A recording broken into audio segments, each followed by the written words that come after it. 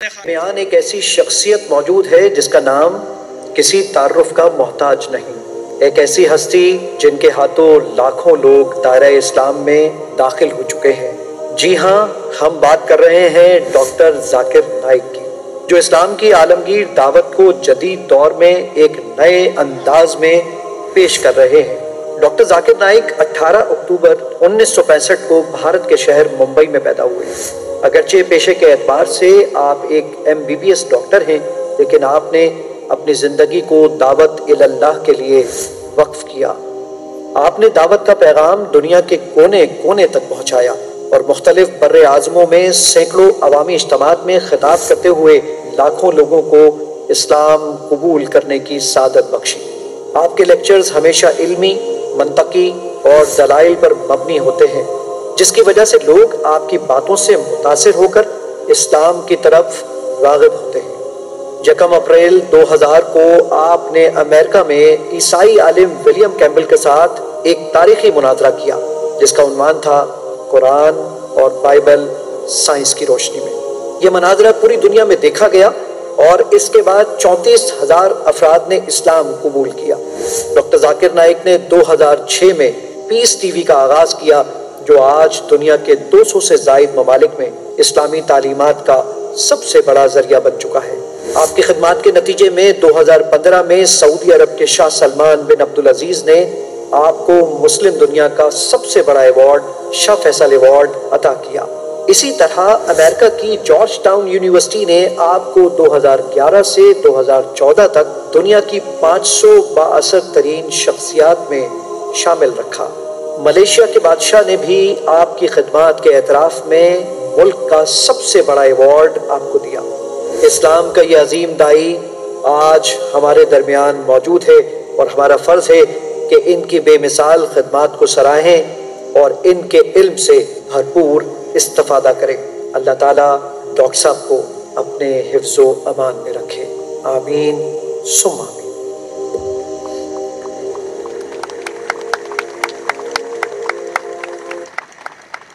ہے عیاں یورش تاتار کے افسانے سے، پاسباں مل گئے کعبے کو صنم خانے سے۔ آپ تمام لوگوں کی بھرپور تالیوں میں، بلکہ میں آپ سے گزارش کروں گا کھڑے ہو کے استقبال کیجئے ڈاکٹر ذاکر عبدالکریم نائک کا۔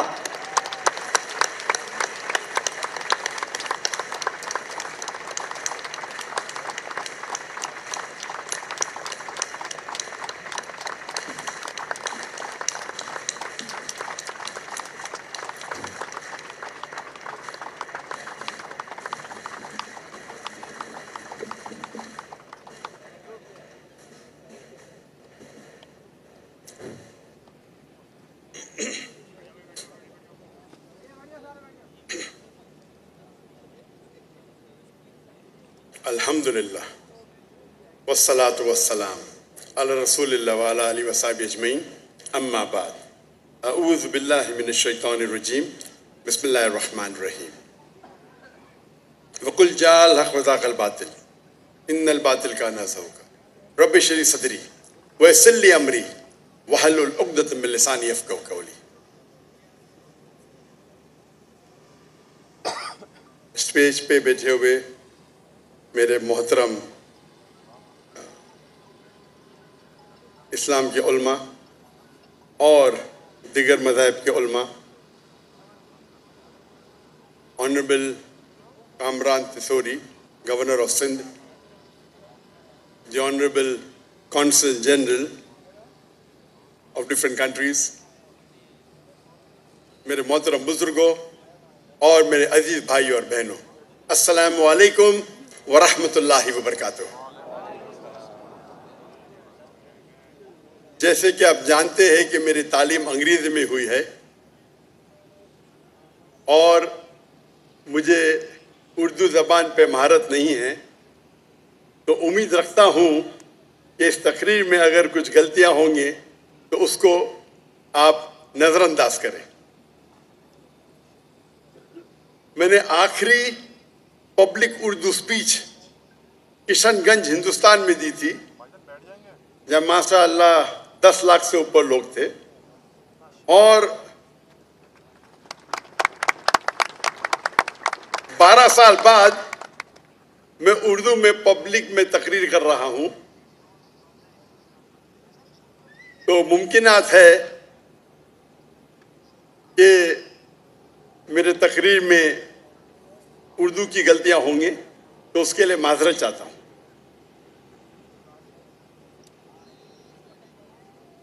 آج مجھے بے حد خوشی ہو رہی ہے کہ میں پاکستان کی سرزمین پہ ہوں۔ یہ میری خواہش تھی کئی سالوں سے کہ میں پاکستان تقریر کے دورے پہ آؤں۔ 33 سال پہلے 1991 میں 1991 میں پرسنل وزٹ پہ آیا تھا، لیکن آج پہلی بار خصوصاً تقریر کے دورے پہ حکومت پاکستان کے دعوت پہ میں آیا ہوں، اور یہ لاسٹ 2-3 دنوں سے مجھے بے حد خوشی محسوس ہو رہی ہے، اور امید رکھتا ہوں کہ اس لیکچر کے دورے سے میں کافی نالج، علم اور بھائی چارہ محسوس کروں انشاءاللہ۔ آج کے میرے تقریر، چھوٹی سی تقریر کا موضوع ہے میڈیا اور اس کی اہمیت۔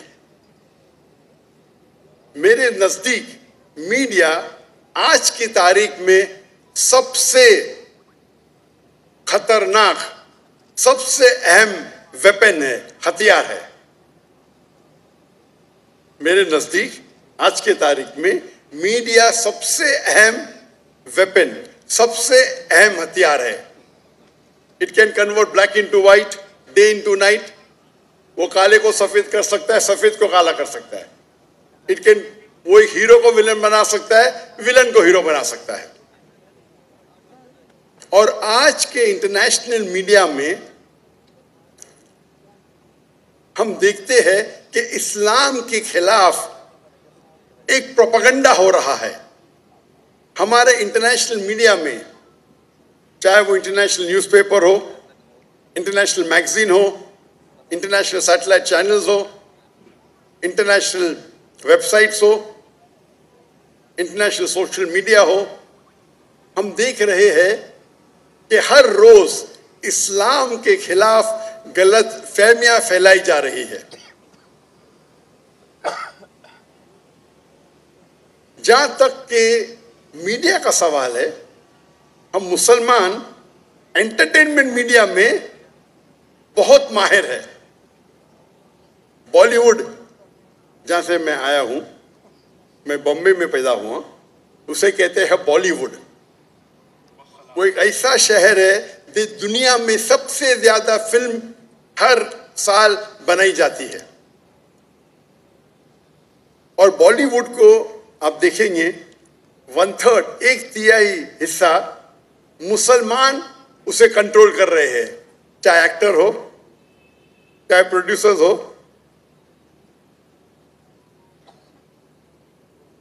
یہ افسوس کی بات ہے کہ انٹرٹینمنٹ میڈیا میں ہم ماہر ہیں۔ ہم دیکھیں گے عربک میڈیا میں بھی ہم انٹرٹینمنٹ میں ماہر ہیں، لیکن جہاں تک کہ اسلامک میڈیا کا سوال ہے، ہم مسلمان مسکین ہیں، بیکورڈ ہے، کمزور ہے۔ کیوں؟ ہم جب بزنس کرتے ہیں تو عالی شان آفس، عالی شان گاڑیاں، عالی شان اکوپمنٹ، انٹرٹینمنٹ میڈیا کے لیے بیسٹ کیمراز ہے دنیا کے، لیکن دین کو پریزنٹ کرنے کے لیے، اللہ کا پیغام پھیلانے کے لیے جو ٹیکنالوجی ہم استعمال کرتے ہیں وہ ایک دم کمزور ہے۔ ہم اکثر دیکھیں گے جب اسلامک سیٹلائٹ چینل ہے تو ان کے کیمرہ کو میں کہتا ہوں ٹوائے کیمرہ، کھلونے کے کیمرہ، جو بینڈویڈتھ استعمال کرتے ہیں اکثر دینی Islamic channel 2 mega but 3 mega but, کچھ چینل کے 1.5 میگا بٹ، ایک سیٹلائٹ چینل یا 2، کبھی کبھی 3-4۔ جو گرافکس ہم استعمال کرتے ہیں اتنے کمزور ہے کہ اگر کوئی ٹیلی ویژن دیکھے گا تو 3-4 منٹ میں اس کو آف کر لے گا۔ اسی نقطۂ نظر سے 2005 میں میں نے سوچا کہ کیوں نہ ہم ایک اسلامک سیٹلائٹ چینل قائم کریں جو انٹرنیشنل سٹینڈرڈ کے حساب سے ہو۔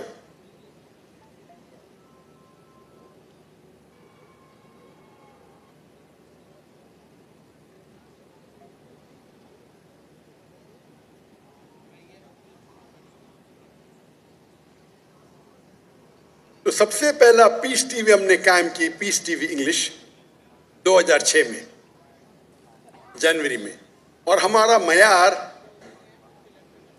دیگر اسلامک سیٹلائٹ چینل نہیں تھے، لیکن جو بیسٹ سیٹلائٹ چینل مانے جاتے تھے اس وقت، star T V, top entertainment channel, ہم اس کو معیار میں رکھ کے ہم نے ایک سیٹلائٹ چینل قائم کیا۔ اور ہماری جو گرافکس تھے اسی طریقے سے عمدہ تھے جس طریقے سے انٹرٹینمنٹ میڈیا استعمال کرتی تھی۔ اور ہم نے بیسٹ کیمرہ جو براڈ کاسٹ انڈسٹری کا اس ٹائم 2005-2006 تو بیسٹ کیمرہ تھا وہ ڈیجیٹل بیٹا کیم تھا، ہم نے وہ کیمرے استعمال کیے۔ اور اللہ کے فضل سے چند سالوں میں الحمدللہ پیس ٹی وی انگلش دنیا کا سب سے زیادہ دیکھے جانے والا صرف اسلامک چینل نے مذہبی چینل دنیا کا ہو گیا، ماشاءاللہ۔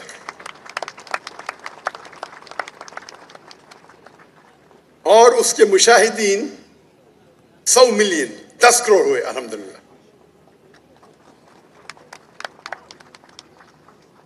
ہمارا پیس ٹی وی انگلش ہم نے 10 میگا بٹ استعمال کیا، 10، تقریباً 3 سے 4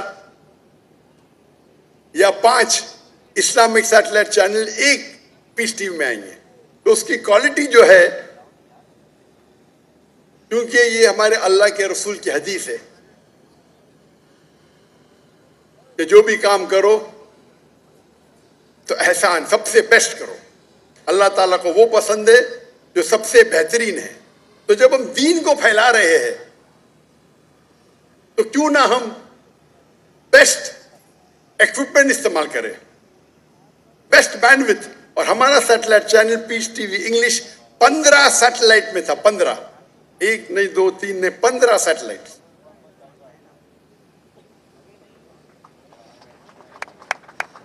2009 میں ہم نے دوسرا سیٹلائٹ چینل قائم کیا، پیس ٹی وی اردو، جس کی ویورشپ الحمدللہ 8 کروڑ ہے۔ 2011 میں ہم نے پیس ٹی وی بنگلہ قائم کیا، جس کی ویورشپ 5 کروڑ ہے۔ اور 2015 میں ہم نے پیس ٹی وی سینی، پیس ٹی وی چائنیز قائم کیا، جس کی ویورشپ 2 کروڑ ہے الحمدللہ۔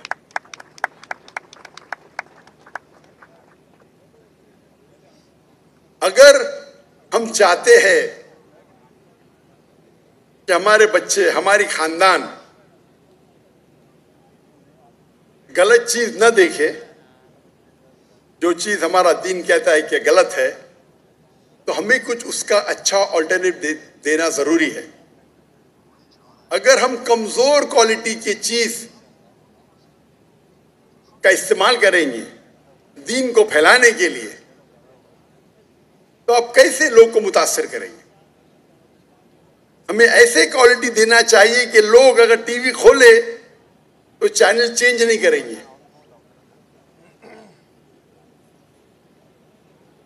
2015 میں جو ہماری پالیسی تھی کہ سب سے بہترین کیمرہ استعمال کرنا براڈ کاسٹ انڈسٹری کے لیے، اسے ہم نے تبدیل کی.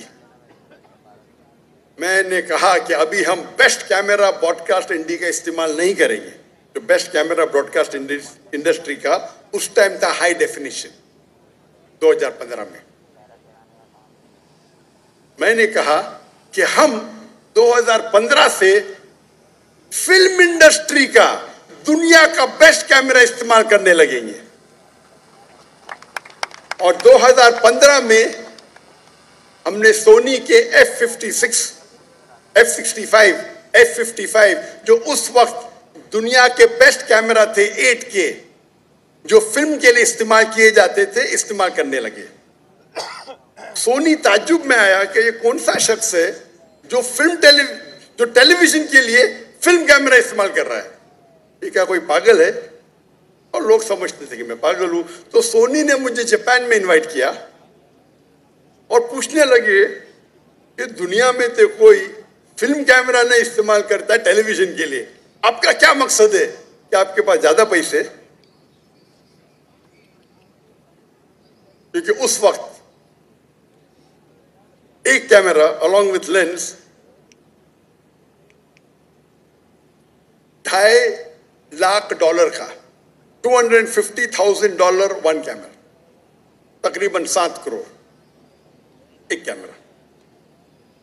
تو سونی مجھے پوچھنے لگی آپ کیوں، آپ کا مقصد کیا ہے؟ کیا فلم کیمرہ جو 8K ہے آپ ٹیلی ویژن کے لیے استعمال کر رہے، وہ تو آپ براڈ کاسٹ بھی نہیں کر سکتے. تو میں نے ان سے کہا کہ جب آپ سب سے بہترین براڈ کاسٹ کیمرہ خریدتے ہیں تو اس سے جو پروگرام بنتے ہیں وہ 4 یا 5 سال تک آپ استعمال کر سکتے. اس کے بعد اٹ بیکمز آبسلیٹ. 4 یا 5 سال کے بعد اس کی کوالٹی جو ٹیکنالوجی کے حساب سے کمزور پڑ جاتی ہے. اور جتنے چینل ہیں، نیوز میڈیا مثال کے طور پہ جو نیوز دکھاتی ہے وہ 1-2 دن کے بعد اس کی ویلیو 0 ہو جاتی ہے. جو انٹرٹینمنٹ میڈیا ہے، چاہے اسٹار ٹی وی ہو، زی نیوز ہو، وہ جو ڈرامہ بناتی ہے پہلے بار جب ٹیلی کاسٹ کرتی ہے اس سے جو اشتہار سے پیسہ ملتا ہے اس کے بعد وہ پروگرام کی ویلیو بہت کم ہو جاتی ہے. تو shelf life of the entertainment production is very little. جو انٹرٹینمنٹ میڈیا کا مین مقصد ہے آج پروگرام بناؤ، پیسے کماؤ، اس کے بعد پروگرام کو بازو رکھو. لیکن ہم جو علماء کی تقریر کی ریکارڈنگ کرتے ہیں، وہ علماء کی تقریر صرف 4 یا 5 سال کے لیے کافی نہیں ہے. وہ ہمارے بڑے علماء دین، ان کا انتقال ہونے کے بعد ہم ان کے علم سے کیسے ہم مفید ہو، کس طریقے سے ہم ان کا جو علم ہے اس سے ہم فائدہ اٹھا سکتے ہیں. تو ہم جب شوٹنگ کرتے ہیں، best quality of film camera میں شوٹنگ کرتے ہیں، اس کو ڈاؤن گریڈ کرتے ہیں ٹو HD. 8K میں ریکارڈنگ کرتے ہیں لیکن وہ اوریجنل ریکارڈنگ تقریباً 60 سے 70 سال تک ہم استعمال کر سکتے. کتنے سال تک؟ 60 سے 70 سال. اور اگر کوئی تاجر میرے پاس آئیں گا پوچھے گا یہ اتنے مہنگے کیمرہ، 7 کروڑ کا ایک کیمرہ، تو میں اسے کہتا ہوں ہمارا جو سیٹلائٹ چینل ہے، 15 سیٹلائٹ چینل، سینکڑوں لوگ کام کر رہے ہیں. پورا بجٹ آپ دیکھیں گے، یہ بہترین کیمرہ خریدنے کی وجہ سے میرا بجٹ صرف 3% بڑھتا ہے سالانہ. کتنا؟ 3%. کیونکہ میری سیلری سیم ہے، تنخواہ سیم ہے، سیٹلائٹ کا کاسٹ سیم ہے، صرف ایکوپمنٹ کا کاسٹ بڑھ گیا ہے. تو 3% میں زیادہ خرچہ کر رہا ہوں، یا ہو سکتا ہے 4%، لیکن میں وہ پروگرام کی جو ریکارڈنگ کرتا ہوں اسے محدود کر اسے سیو کر لیتا ہوں 60 اور 70 سال کے لیے. تو کون اچھا بزنس مین؟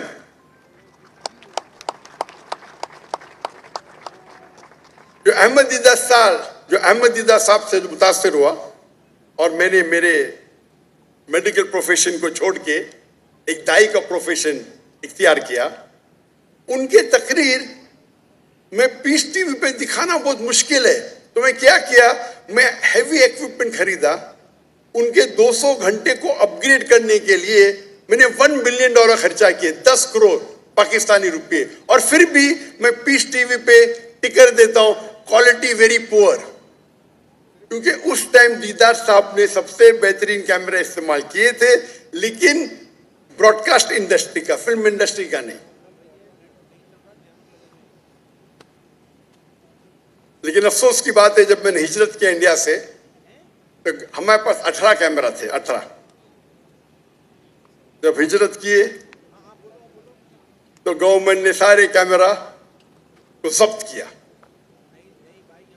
جو غلط تھا ان کو انکوائری کرنے کے تو کمپیوٹر لے سکتے, ہارڈ ڈسک لے سکتے, کیمرہ سے کیا ان کو ملے گا, لینس سے کیا ملے گا. لیکن اللہ کا فضل ہے, ہجرت کرنے کے بعد بھی ہم نے دعوتی کام کو کنٹینیو کیا.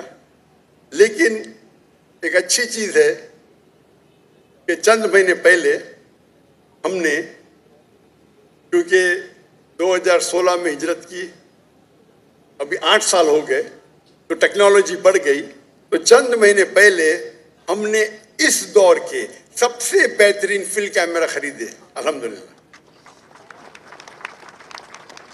ایک کیمرہ, اس کا لینس, اس کا کیمرہ, اس کا سٹینڈ $3 لاکھ کا ہے.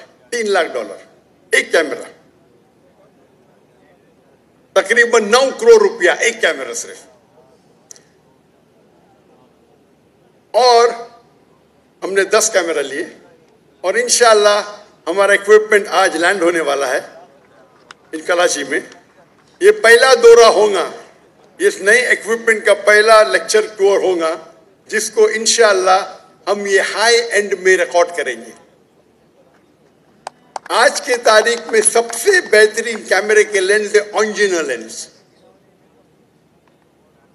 اور وہ لینس آپ 25-30 سال استعمال کر سکتے. عام لینس آپ لیں گے آپ کو 5-6 سال میں چینج کرنے پڑے گا. تو میں خرچہ کر رہا ہوں, لیکن وہ لینس جو ہے وہ 25-30 سال میں استعمال کر سکتا ہوں. دنیا کے بیسٹ لینس ہے. ہم نے کیمرہ خریدی سونی وینس 2, جو آج کے تاریخ میں 8.6K ہے. ہمیں پتا نہیں تھا کہ آج میرا لیکچر ہونے والا ہے, یہ انسکیجولڈ ہے. گورنر صاحب کی محبت میں ہم آ گئے.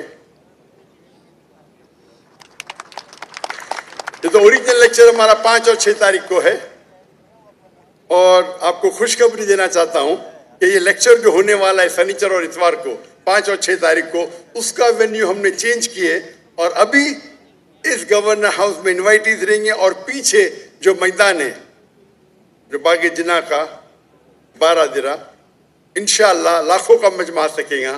تو ہم نے وینیو کو چینج کیا ہے, اور 5 اور 6 تاریخ کو اس میدان میں رہیں گا انشاءاللہ.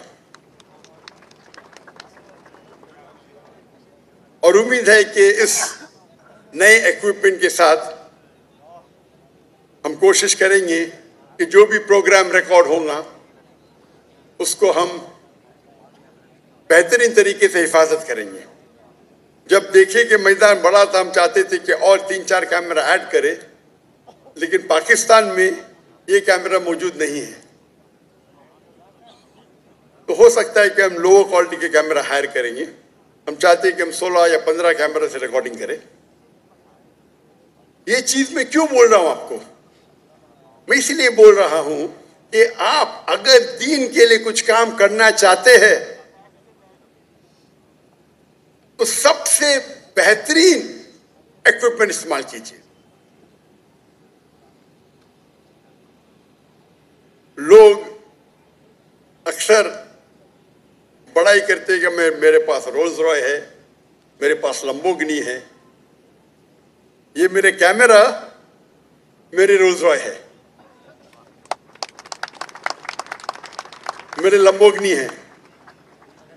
آپ رولز رائے چلائیں گے تو جنت میں انٹری ڈیفیکلٹ رہیں گی, آپ کو حساب کتاب ہوئے گا. آپ لیکن یہ اونجینا لینز اور سونی وینس 2 کیمرے استعمال کریں گے دین کے لیے تو امید ہے کہ آپ کو انٹری آسانی سے ملے گی.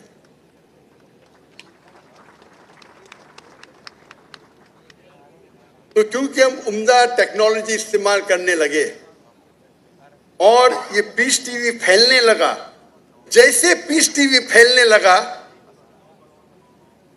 تو جب بھی آپ کچھ اچھا کام کرتے ہیں اور لوگ آپ کو چاہنے لگتے ہیں تو اس کے ساتھ ساتھ مخالفت بھی بڑھنے لگتی ہے. اور جس طریقے سے پیس ٹی وی پھیلنے لگا اور جب میرے تقریر کے لیے آڈینس کی تعداد بڑھنے لگی تو کئی ممالک کے اندر میری انٹری بین ہونے لگی.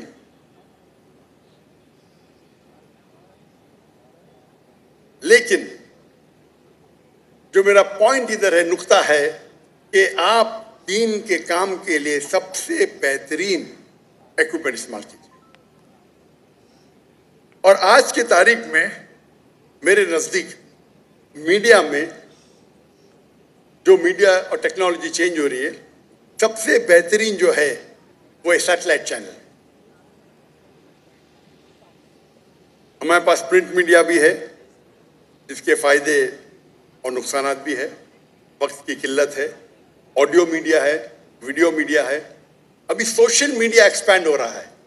سوشل میڈیا اور سوشل میڈیا سیٹلائٹ میڈیا کو انشاءاللہ میرے نزدیک اب تک اوورٹیک نہیں کیا ہے، لیکن انشاءاللہ کر لیں گا.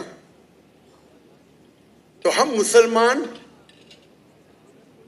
کو علم حاصل کرنا چاہیے کہ کس طریقے سے ہم سوشل میڈیا کو استعمال کر سکے ہمارے دین کو پھیلانے کے لیے. آج کے تاریخ میں سیٹلائٹ کے ذریعے زیادہ خرابی پھیل رہی ہے بنسبت اچھائی. آج کے سوشل میڈیا میں زیادہ خرابی پھیل رہی ہے بنسبت اچھائی. ٹیلی ویژن خراب نہیں ہے، سوشل میڈیا خراب نہیں ہے. سوشل میڈیا کا غلط طریقے سے استعمال کرنا حرام ہے. لیکن ہم اسی سوشل میڈیا کو اگر صحیح طریقے سے استعمال کریں اور ہمارے اللہ کے پیغام کو، ہمارے آخری نبی محمد صلی اللہ علیہ وسلم کے پیغام کو اگر پھیلائیں گے تو یہ ہمارے لیے آخرت میں جنت کا راستہ بن سکتا ہے. آج ہم دیکھتے ہیں نوجوان، ہمارے بچے موبائل فون سے چپکے ہوئے، کمپیوٹر کی اسکرین پہ چپکے ہوئے، سوشل میڈیا پہ. ہم نہیں کہہ سکتے مت دیکھو. کچھ بچے ہو سکتے ہیں کہ آپ کی بات مانیں گے، اکثر تو نہیں مانیں گے. تو ہمیں اس سوشل میڈیا پہ ایک سبسٹیٹیوٹ دینا چاہیے جس طریقے سے ہمارے بچے اس سے متاثر ہو کے ہمارے دین کے قریب آئے. افسوس کی بات ہے کہ اکثر ہمارے مدارس یا ہمارے اسلامک آرگنائزیشن میں یہ نہیں سکھایا جاتا ہے کہ کس طریقے سے ہم سوشل میڈیا کا استعمال کر سکیں. کافی سال پہلے میرے علم میں آیا، تقریباً 7 یا 8 سال پہلے، کہ جامعہ بنوری میں ماشاءاللہ ان لوگ ٹریننگ دیتے ہیں نوجوانوں کو کس طریقے سے سوشل میڈیا کا استعمال کریں، اور مجھے بے حد خوشی ہوئی. اور یہ خوشی کی بات ہے کہ صرف اسلامک ادارے نے، اسلامک مدارس میں یہ شروع ہوا اور ابھی یہ پھیل رہا ہے. باقی مدارس میں بھی شروع ہو گیا، انڈیا کے مدارس میں شروع ہوا. تو میری التجا ہے کہ کس طریقے سے ڈفرینٹ سوشل میڈیا کا استعمال کر سکے. ہمیں یہ معلوم ہونا چاہیے what is the difference between Facebook and Instagram. آج کی تاریخ میں فیس بک سب سے زیادہ دیکھنے جانے والا سوشل میڈیا ہے. تقریباً 3 بلین لوگ، 3 بلین لوگ اس کا استعمال کرتے ہیں.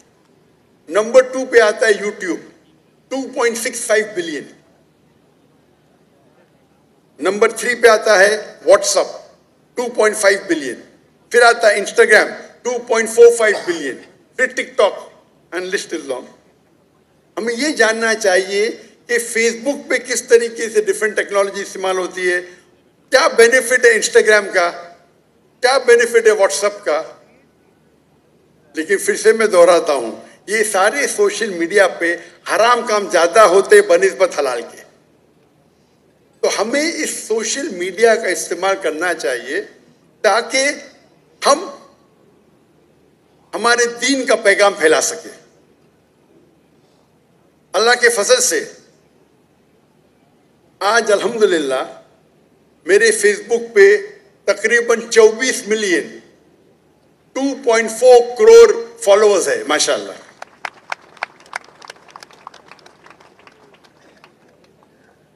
लेकिन जैसे टेक्नोलॉजी बढ़ती है और वो जानने लगते कि आप दीन का काम, इस्लाम का काम कर रहे, वो आपको शैडो बैन करते हैं। शैडो बैन मतलब वो आपके जो फॉलोअर्स है उसको बढ़ने नहीं देते या बहुत कम बढ़ने देते। जब शुरू किए थे हमने, मेरा फेसबुक बैन हो गया था, तो 2013 में हमने फिर से शुरू किए। एक साल में 4 मिलियन, दूसरे साल में 8 मिलियन पहुंच गए, तीसरे साल में 12 मिलियन, यानी एवरेज हर साल में 4 मिलियन बढ़ते थे। लेकिन 2017 के बाद एक साल में 1 मिलियन, अभी एक साल में 1 लाख या 2 लाख ही होते। इसे कहते हैं शैडो बैनिंग। शैडो बैन मतलब आपके ग्रोथ में वो स्पैनर डाल देते, मतलब उनके पास एल्गोरिथम्स है किस तरीके से वो आपके ग्रोथ को रोके। पहले पहले जब हम YouTube पे कोई YouTube रिलीज करते थे, माशाअल्लाह 50,000, 1 लाख, 2 लाख, अभी 2,000। लेकिन क्योंकि मेरे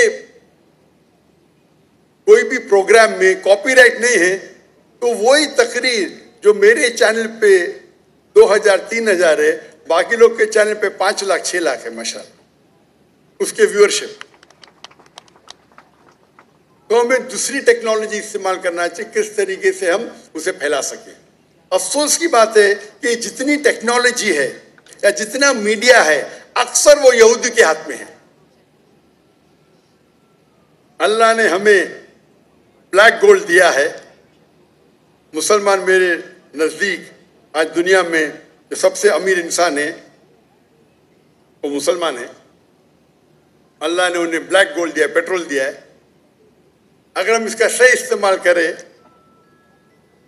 तो इंशाअल्लाह हम मीडिया को कंट्रोल कर सकते हैं। लेकिन हम हमारा पैसा गलत चीजों में जाया करते हैं।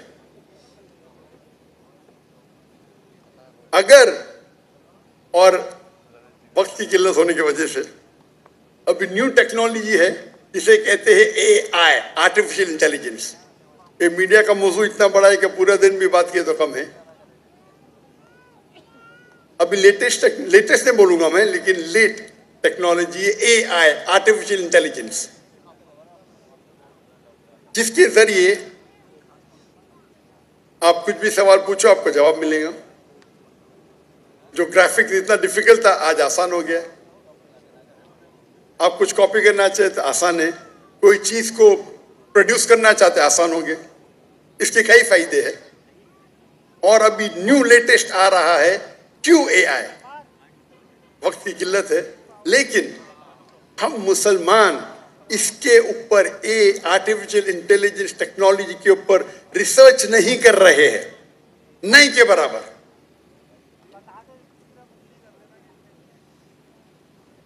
अगर हम इस आर्टिफिशियल इंटेलिजेंस पे रिसर्च करें और इसका सही मानों में इस्तेमाल करें तो इससे बेहतरीन टूल, आर्टिफिशियल इंटेलिजेंस से बेहतरीन टूल आपको दीन फैलाने के लिए नहीं मिलेगा आज की तारीख में।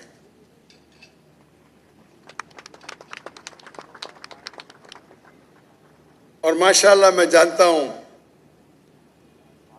कि पाकिस्तान भाइयों में जो जज्बा है,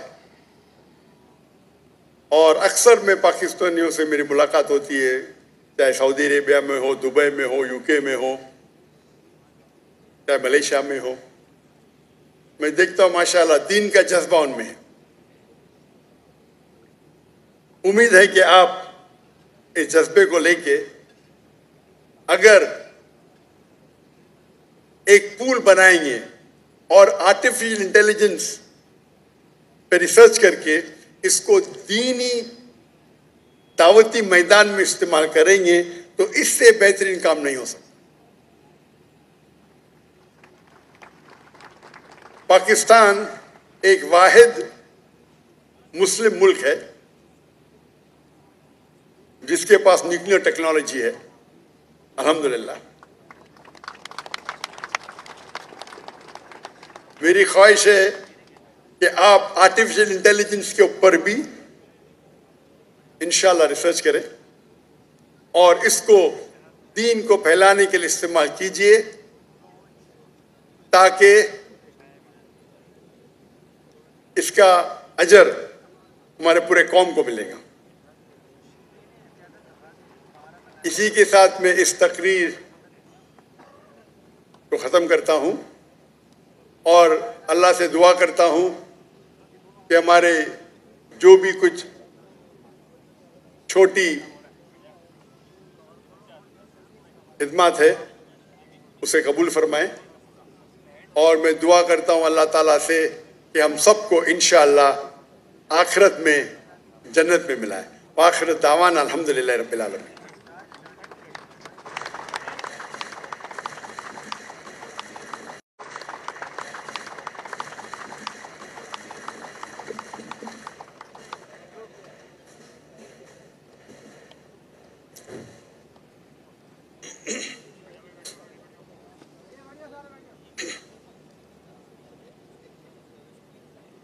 अल्हम्दुलिल्लाह वस्सलातु वस्सलाम अला रसूलिल्लाह व अला आलिहि व सहाबिहि अजमईन, अम्मा बाद।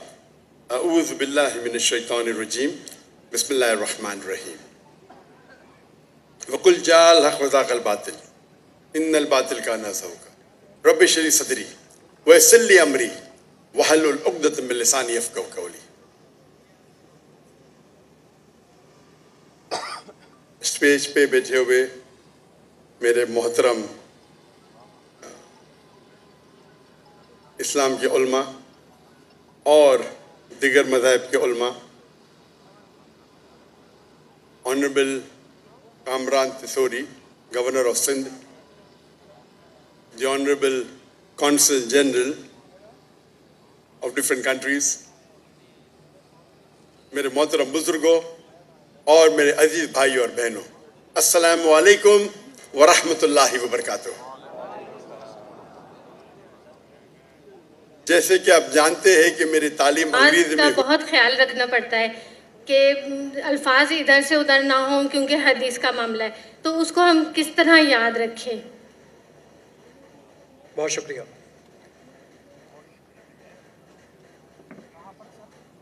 कोऑर्डिनेटर साहब ने कहा था कि पहले हम सवालात गैर मुसलमान से लेंगे, तो अगर कोई गैर मुसलमान है मैं चाहूँगा कि उनके सवाल का जवाब दूँ, उसके बाद फिर मुसलमानों का इंशाअल्लाह। तो कोई भी ऑडियंस के अंदर गैर मुसलमान है? जी कोई है? भाई और बहनों में एक डॉक्टर साहब हमारे पास मौजूद है। जी बिल्कुल सही। आप अपना नाम और आपका पेशा कह सकते हैं तो कि मुझे और आसानी होगी जवाब देने में।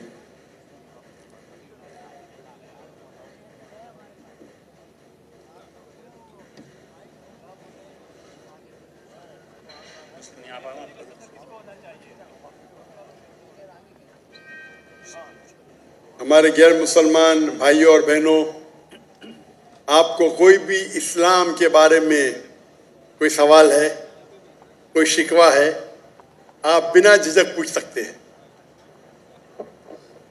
डॉक्टर साहब, प्रोफेसर मनोज साहब वो एक सवाल आपसे पूछना चाहते हैं, तो मैं उनको दावत दूंगा कि यहाँ पे तशरीफ लाएं और एक सवाल पूछें।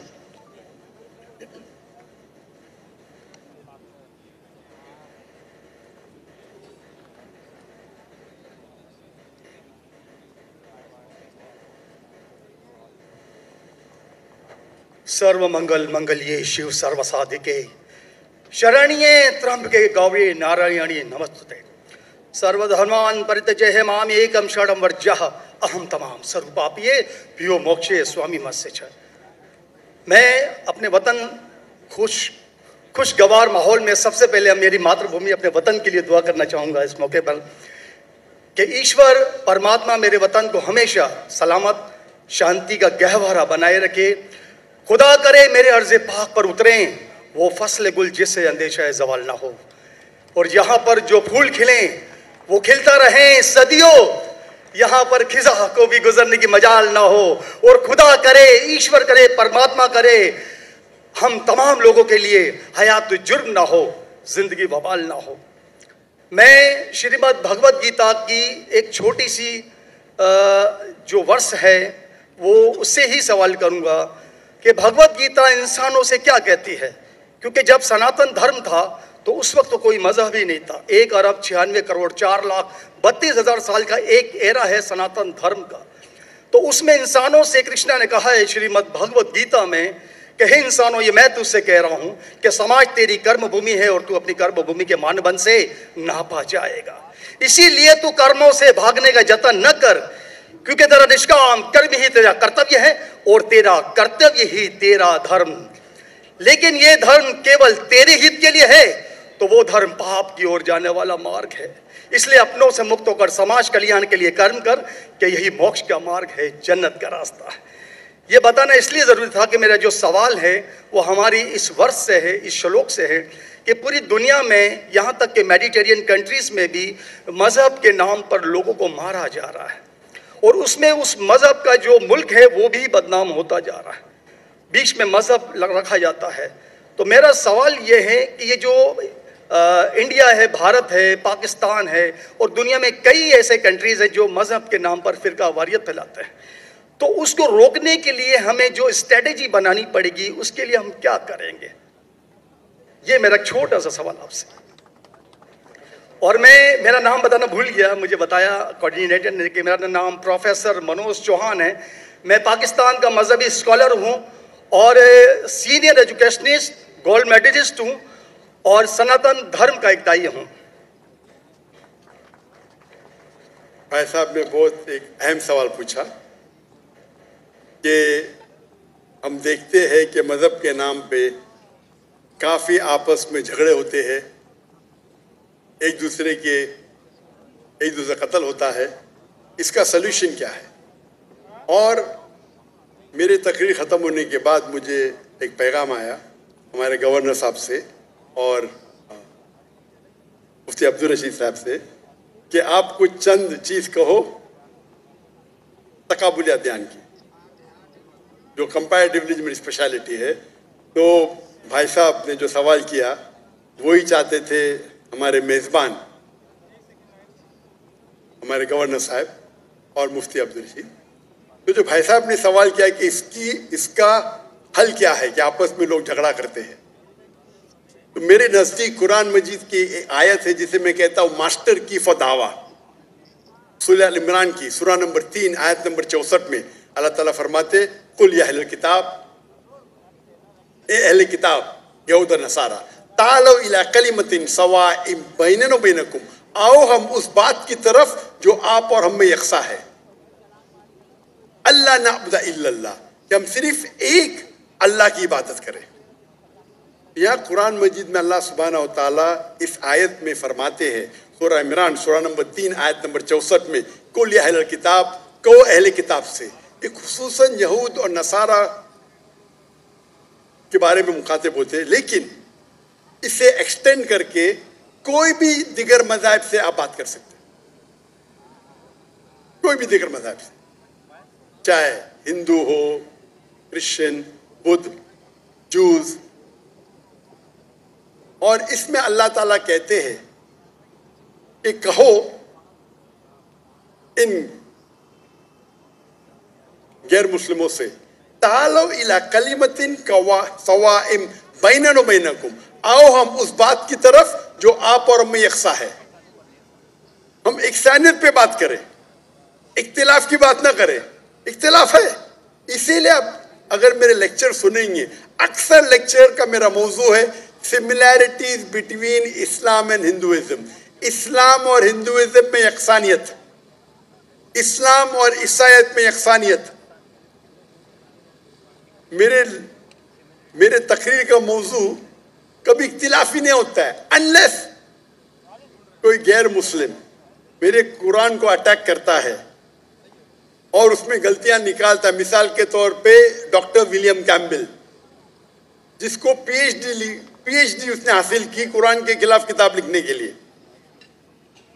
قرآن and Bible net of science, اور ان نے 38 غلطیاں نکالے قرآن میں، نعوذ باللہ، سائنٹیفک.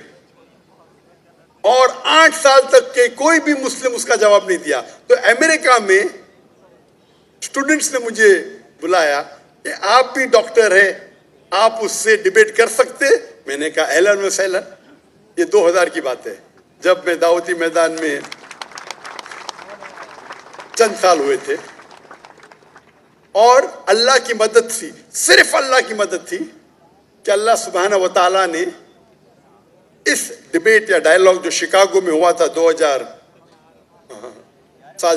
میں 1 اپریل میں، ماشاءاللہ اس ڈیبیٹ کے اندر وہ ڈاکٹر ولیم کیمبل کی جو ان نے جو آبجیکشن نکالے تھے، میں نے سارے آبجیکشن کا جواب دیا. اور جب میں نے نکالی ان کے بائبل میں سائنٹیفک ایرر، جو میں عام طور پہ نہیں کرتا ہوں کیونکہ یہ عام طور پہ نہیں کرنا چاہیے، لیکن جب مناظرہ ہو رہا ہے اور وہ اٹیک کر رہا ہے تو مجھے جواب دینے پڑتا ہے. تو الحمدللہ اسی منچ پہ ڈاکٹر ولیم کیمبل نے کہا کہ doctor Zakir Naik has raised serious questions against the Bible, I'll have to read it again. مطلب اسی سٹیج پہ انہوں نے اقرار کر لیا کہ جو کتاب لکھی تھی وہ غلط ہے اور ان کو پھر سے بائبل پڑھنے پڑے گا. لیکن اللہ سبحانہ تعالیٰ فرماتے ہیں ماسٹر کی فداوا تعالوا الی کلمۃ سواء بین بینکم، آؤ ہم اس بات کی طرف جو آپ اور ہم میں یکساں ہے. سب سے بہترین بات اللہ فرماتے اللہ نعبد الا اللہ، کہ ہم صرف اللہ کی عبادت کریں. اور اگر آپ اسٹڈی کرتے ہیں کمپیریٹیو ریلیجن، تقابل ادیان، کہ آپ اسٹڈی کرتے ہیں تو آپ کو پتا چلیں گا سارے مذہب میں بنیادی بات ایک ہی ہے، توحید کی، کہ اللہ ایک ہے. لیکن وقت جانے کی وجہ سے یہ ان کے ماننے والے کچھ لوگ ماننے لگے، کچھ لوگ بھول گئے. تو آج کی تاریخ میں اگر آپ کو کوئی مذہب کو سمجھنا ہے تو اس کے ماننے والوں کو مت دیکھو. اگر آپ کو اسلام سمجھنا ہے تو مسلمان کو مت دیکھو، قرآن اور صحیح حدیث کو پڑھو اور پھر آپ کو سمجھ میں آئے گا اسلام مذہب کیسا ہے. اسی طریقے سے اگر آپ کو عیسائیت سمجھنا ہے تو کرسچن کو مت دیکھو، بائبل کو پڑھو.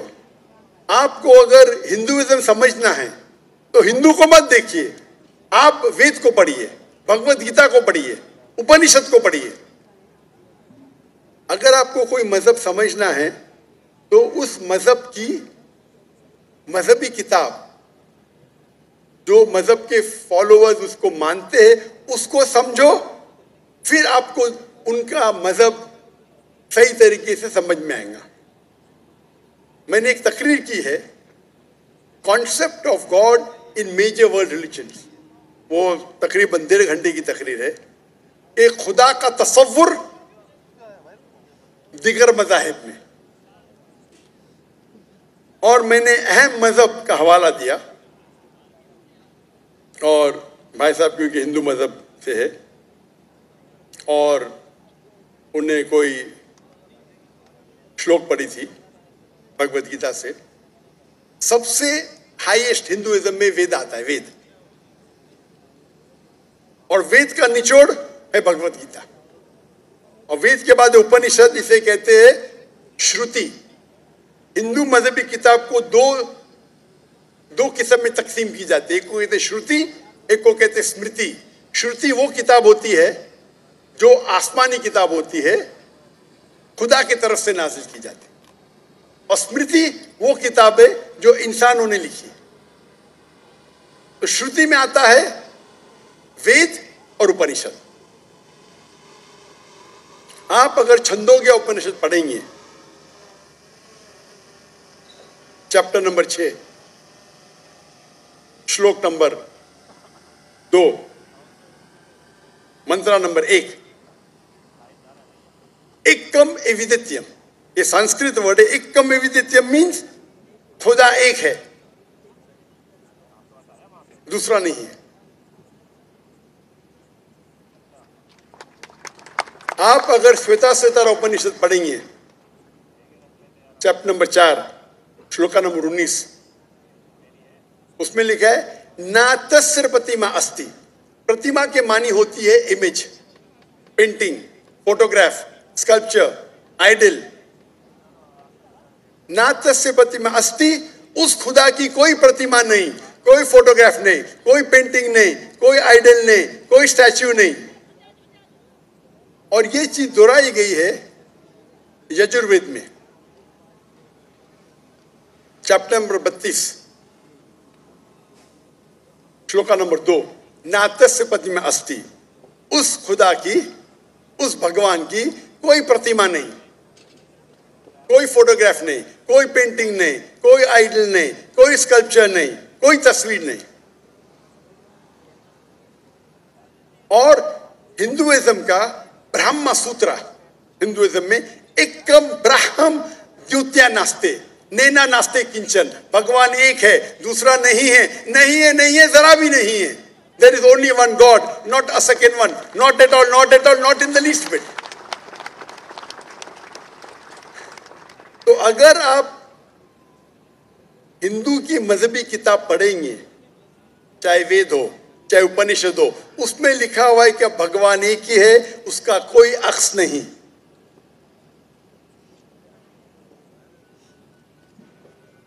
یہی اگر آپ پڑھیں گے یہودی کی کتاب تورا میں یا اولڈ ٹیسٹمنٹ میں، اس میں لکھا ہے book of Deuteronomy chapter number 6 verse number 14، موسیٰ علیہ السلام کہتے شما اسرائیلو ادنہین ادنہ خد. یہ ہیبرو کوٹیشن ہے جس میں کہا گیا euro Israel the Lord our God is one. او اسرائیل سنو کہ ہمارا خدا ایک خدا ہے. لکھا ہے بک آف آئزایہ میں chapter number 42 verse number 11، even I am God and besides me there is no other savior. میں خدا ہوں اور میرے علاوہ کوئی بھی بچانے والا نہیں ہے.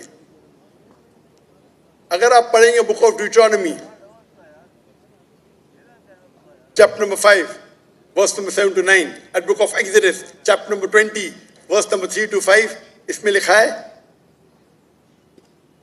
thou shalt not make any image of anything, of any likeness, of anything in the heaven above, in the earth beneath, in the water beneath the earth. Thou shalt not bow down to them, nor serve them, for I, thy God, thy Lord, is a jealous God. اب Deuteronomy اور Exodus پڑھیں گے، اس میں لکھا ہوا ہے کہ آپ کوئی بھی عکس خدا کے متعلق اس دنیا میں نہیں بنا سکتے، چاہے کوئی بھی چیز آسمان کی ہو یا دھرتی پہ ہو یا نیچے سمندر میں ہو. آپ خدا کا عکس نہیں بنا سکتے.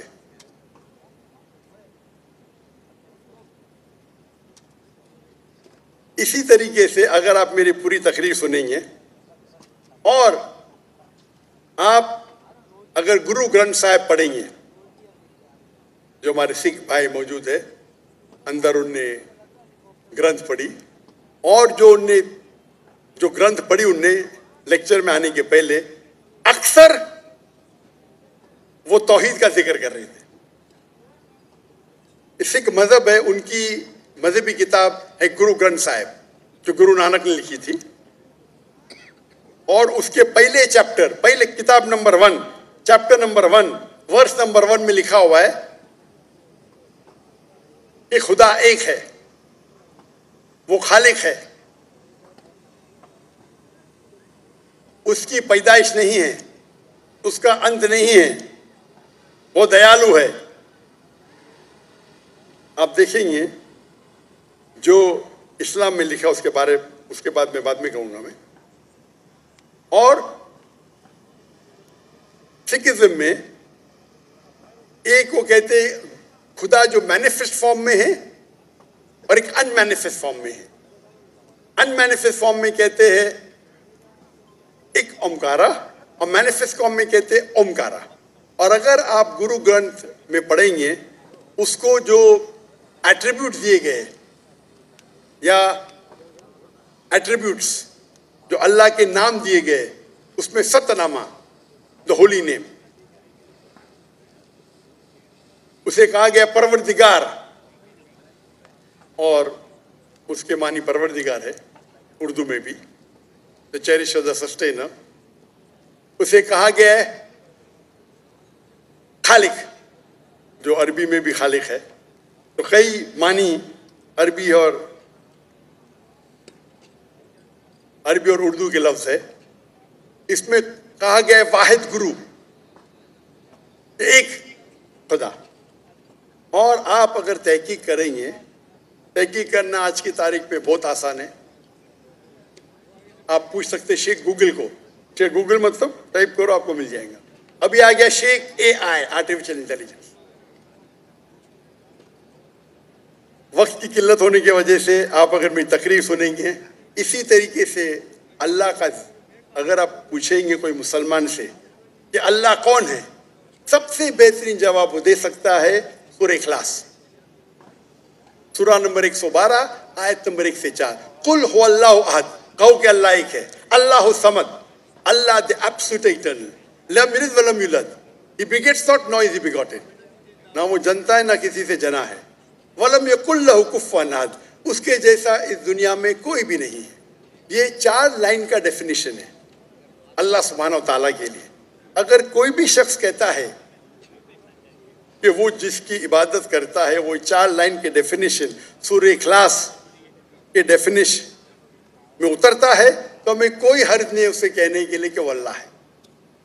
تو اسی لیے میں کہتا ہوں کہ جو بھی بھگوان کی آپ عبادت کرتے ہیں جو بھی ایشور کی آپ عبادت کرتے ہیں یہ سورہ اخلاص is the touch stone of theology. Litmus test جاننے کے لیے کہ وہ خدا صحیح ہے کیا نہیں. آپ جس کی بھی عبادت کرتے ہیں اسے سورہ اخلاص کے یہ 4 آیتوں کے معیار پہ ٹیسٹ کیجیے. اگر وہ اس 4 آیتوں کے معیار پہ اترتا ہے ہمیں کوئی حرج نہیں اسے کہنے میں کہ وہ اللہ ہے. یہ پوری تقریر میری لمبی ہے تو بھائی صاحب کا جو سوال ہے کس طریقے سے ہم اس نفرت کو نکال سکے وہ ہے تعالوا الی کلمۃ سواء بیننا و بینکم. آؤ ہم اس بات کی طرف جو آپ اور ہم میں یکساں ہے. اور میں ایک سٹیپ آگے جاتا ہوں. اس آیت کو میں مسلمانوں پہ بھی استعمال کرتا ہوں. ہم مسلمان بھی الگ فرقے میں بٹے ہوئے تو میں کہتا ہوں تعالوا الی کلمۃ سواء بیننا و بینکم. آؤ ہم اس بات کی طرف جو آپ اور ہم میں یکساں ہے. افسوس کی بات ہے کہ ہمارے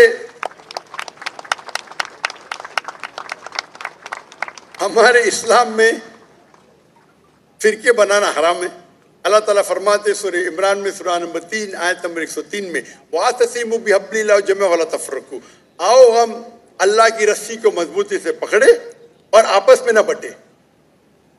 ہمارے وہاں دیگر فرقے ہیں دیگر مذاہب ہے اور جو 4 اہم مذہب ہے جس کے بانی ہے ابو حنیفہ امام ابو حنیفہ امام مالک امام شافعی اور امام احمد بن حنبل میں اللہ موسی اور نول رحم اللہ سب کی عزت کرتا ہوں میں. وہ ہمیں دین سکھانے کے لیے آئے. لیکن اگر آپس میں کچھ اختلاف ہے تھوڑا سا اس اختلاف کی وجہ سے ہم آپس میں جھگڑا نہیں کرنا چاہیے. یا کوئی دیگر آرگنائزیشن ہے اسی لیے آپ پڑھیں گے قرآن میں لکھا ہے قال اننی من المسلمین. اگر کوئی پوچھتے آپ کون ہے آپ کو کہنا چاہیے میں ہوں مسلم. قال اننی من المسلمین. مجھے کوئی گلا شکوہ نہیں اگر کس نے تعلیم حاصل کی دیوبند میں یا بریلوی میں یا مدینہ میں اپنے آپ کو دیوبندی کہتا ہے, بریلوی کہتا ہے, مدنی کہتا ہے, مجھے کوئی گلا شکوہ نہیں. اگر آپ جس ادارے سے علم حاصل کیے, لیکن اس کے وجہ سے آپس میں they should not be differences, آپس میں بٹوارا نہیں ہونا چاہیے اسی آیت کے. اور ہم دیکھیں گے اگر آپ تحقیق کرتے ہیں یہ جو مذاہب ہے یا فرقے ہے, اس کے اندر ڈفرینس بہت کم ہے. یکسانیت 95% کے اوپر ہے, 95%. اگر ڈفرینس ہے, اختلاف ہے, تو 2%, 3%, 4%. ہم مسلمان یہ 2% اور 3% پہ جھگڑا کرتے رہتے. تعالوا الی کلمۃ سواء بین بینکم, آؤ ہم اس بات کی طرف جو آپ اور ہم میں یکساں ہے. ہم جب کانفرنس کرتے ہیں بامبے میں, ہمارا جو پیس کانفرنس ہوتا ہے, ماشاءاللہ ملین کا مجمع ہوتا ہے, ہم مسلمان کے دیگر جو آرگنائزیشن ہے, دیگر جماعت سے بلاتے ہیں, اور میرا اصول ہے کہ جو میرے خلاف بھی بات کرتا ہوں اس کو بھی بلاتا ہوں میں. تو لوگ مجھے پوچھتے ہیں ذاکر بھائی یہ کیا کر رہے ہیں آپ, وہ آپ کے خلاف بات کر رہے ہیں, آپ اسے بلا رہے. تو میں کہتا ہوں ان سے کہ قرآن اور حدیث میں کوئی بھی آیت نہیں, میں قرآن میں کوئی بھی آیت نہیں جانتا ہوں, کوئی بھی حدیث نہیں جانتا ہوں جس میں لکھے ہے کہ آپ ڈاکٹر ذاکر نائک کے خلاف بات کریں گے تو جنت میں لے جائیں گے.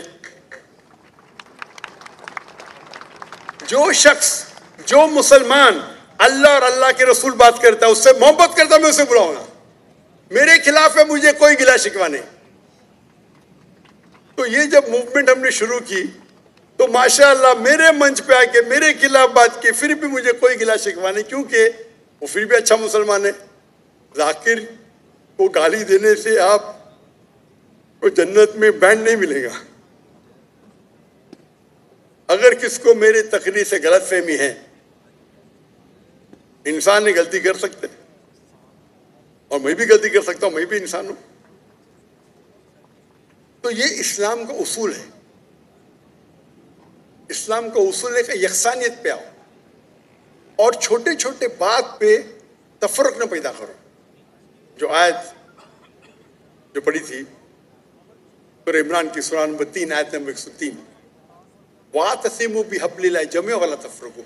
آؤ ہم اللہ سبحانہ و تعالیٰ کی رسی کو پکڑے. اللہ کی رسی ہے قرآن اور صحیح حدیث, اس کو پکڑو اور آپس میں مت بٹو. اور آپ دیکھیں گے کہ قرآن مجید میں کدھر نہیں لکھا ہوا ہے شیعہ, سنی, حنفی, شافعی, حنبلی, مالکی. میں چاروں ائمہ کی عزت کرتا ہوں, اور کون اپنے آپ کو اگر حنفی کہتا ہے, شافعی کہتا ہے, تو مجھے کوئی گلا شکوہ نہیں. میں اپنے آپ کو مسلمان کہتا ہوں. لیکن اہم بات ہے کہ اور اگر کوئی فتویٰ دیتا ہے چاروں ائمہ سے, اگر فتویٰ صحیح ہے, تو آپ اگر اس فتوے سے خوش نہیں ہیں تو جھگڑے کرنے کی ضرورت کیا ہے. اکثر کیا کہتے ہیں مسلمان بھائی, میں ہی صحیح ہوں, میں کہتا ہوں میں بھی صحیح ہوں. فرق سنیں, اکثر مسلمان کہتے ہیں میں ہی صحیح ہوں, میں کہتا ہوں میں بھی صحیح ہوں. لوگ کہتے ہیں I am only right, I say I am also right.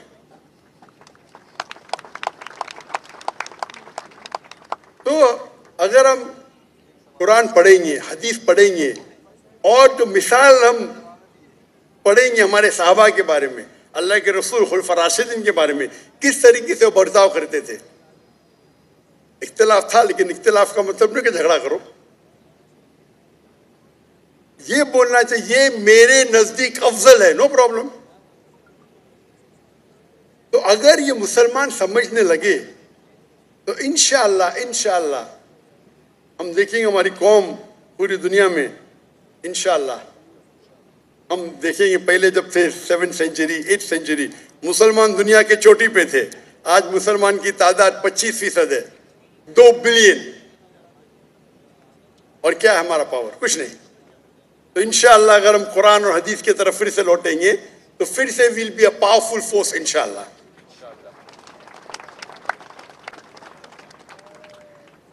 جی ہمارے پاس ایک اور نان مسلم برادر ہیں ہمارے یہاں پر اور وہ سوال پوچھنا چاہتے ہیں.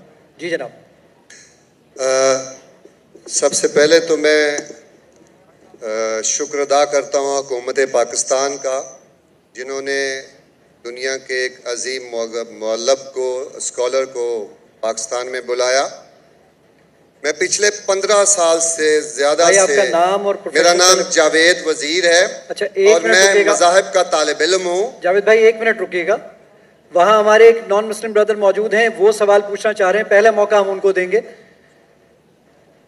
جی بھائی آپ کا نام اور پروفیشن کیا ہے اور کیا سوال پوچھنا چاہ رہے ہیں؟ السلام علیکم، میرا نام مہیش کمار ہاسیجہ ہے. میں ممبر آف پروفیشنل اسمبلی ہوں. MQM پاکستان سے میرا تعلق ہے. سب سے پہلے میں ڈاکٹر ذاکر نائک صاحب کو غیر مسلموں کی طرف سے خوش آمدید کہوں گا. اور جس طریقے کا ریسیپشن آپ کو ملا ہے اس سے ایک بات تو ظاہر ہوتی ہے کہ آپ پاکستان کے سب سے فیوریٹ انڈین بھی ہیں. میرا سوال یہ ہے کہ being a member of provincial assembly ہمارے پاس بہت سے فورس کنورژن کے کیسز آتے ہیں جس میں نابالغ جو لڑکیاں ہوتی ہیں وہ کسی کی محبت میں لو میرج کر لیتی ہیں اور اسلام قبول کر لیتی ہیں.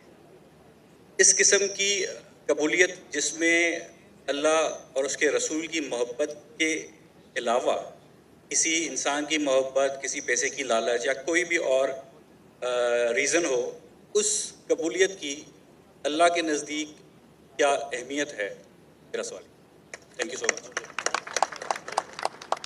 ہمارے مہیش بھائی نے ایک اہم سوال پوچھا ہے کہ یہاں کئی فورس کنورژن کی قصے ہیں اور کہا کہ اگر کوئی کنورٹ کرتا ہے اپنے آپ کو، دین کو تبدیل کرتا ہے چاہے محبت کی وجہ سے یا کسی کی چاہت میں، تو کیا اسلام میں جائز ہے؟ مہیش بھائی، فورس کنورژن اور کوئی لو کی وجہ سے کنورٹ کرتا ہے سیم نہیں ہے.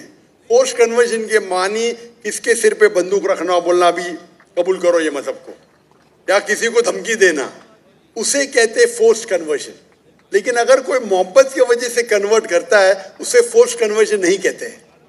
تو فورس کنورژن اسلام میں حرام ہے. اللہ فرماتے سورہ بقرہ میں سورہ نمبر 2 آیت نمبر 266 میں 256 سوری میری ذرا اردو میں گنتی اور کمزور ہے، 1 2 3 اچھی ہے لیکن اس کے بعد تو 256 سورہ بقرہ سورہ نمبر 2 آیت نمبر 256 لا اکراہ فی الدین، کہ اسلام میں، ہمارے دین میں کوئی زبردستی نہیں، کمپلشن نہیں. تو فورس کنورژن مطلب کسی کو دھمکی دے کے اس کا دین تبدیل کرنا. آپ کریں گے کوئی اسلام کو فورسلی کنورٹ کیا، مطلب بندوق رکھی یا تلوار رکھی، تو یہ اسلام میں حرام ہے، لا اکراہ فی الدین. لیکن آپ کا جو سوال ہے، اگر کوئی محبت میں اسلام قبول کرتا ہے تو کیا یہ جائز ہے؟ اگر کوئی محبت میں قبول کرتا ہے بنا کوئی پریشر، اگر کوئی غیر مسلم چاہے ہندو ہو عیسائی ہو، کوئی مسلمان کے محبت میں اسلام قبول کرتا ہے تو یہ ایک دم افضل نہیں ہے. لیکن اگر وہ قبول کرتا ہے یا کرتی ہے، وہ کلمہ کہتا ہے یا کہتی ہے، مانتا ہے یا مانتی ہے کہ خدا ایک ہے، اس کے علاوہ کوئی معبود نہیں ہے، اور محمد صلی اللہ علیہ وسلم آخری نبی، آخری رسول ہے، تو وہ اسلام میں داخل ہو سکتا ہے یا ہو سکتی ہے. افضل نہیں ہے کیونکہ انہوں نے محبت کی وجہ سے کی، لیکن وہ ذریعہ بن سکتا ہے. ہم نہیں کہہ سکتے دل میں جھانک کے کہ اس نے محبت کی وجہ سے اسلام قبول کیا نہیں. اگر کوئی زبردستی نہیں کرتا ہے، کوئی تلوار نہیں رکھتا ہے، بندوق نہیں رکھتا ہے، وہ اپنے دل سے اسلام قبول کرتی ہے، ہو سکتا ہے کہ وہ اسلام کے بارے میں جانتی نہیں ہے لیکن محبت میں قبول کر لی. آپ کو کیا پتا چند مہینے بعد کوئی عام مسلمان سے اچھی مسلمان بن سکتی، اچھی مسلمہ بن سکتی. تو اگر کوئی اسلام قبول کرنا چاہتا ہے بنا کوئی زور زبردستی، اسے ایکسیپٹ کیا جانا چاہیے. اگر وہ مانتی ہے کہ خدا ایک ہے اور اس کے علاوہ کوئی معبود نہیں ہے اور اللہ کے رسول محمد صلی اللہ علیہ وسلم آخری پیغمبر ہے، تو ہم نہیں کہہ سکتے کہ آپ مسلمان نہیں ہیں.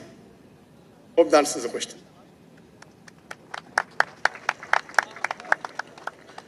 میں درخواست کروں گا خواتین کے اندر سے کوئی اگر سوال پوچھنا چاہے, کوئی میری بہن, میری بیٹی سوال پوچھنا چاہے, پلیز.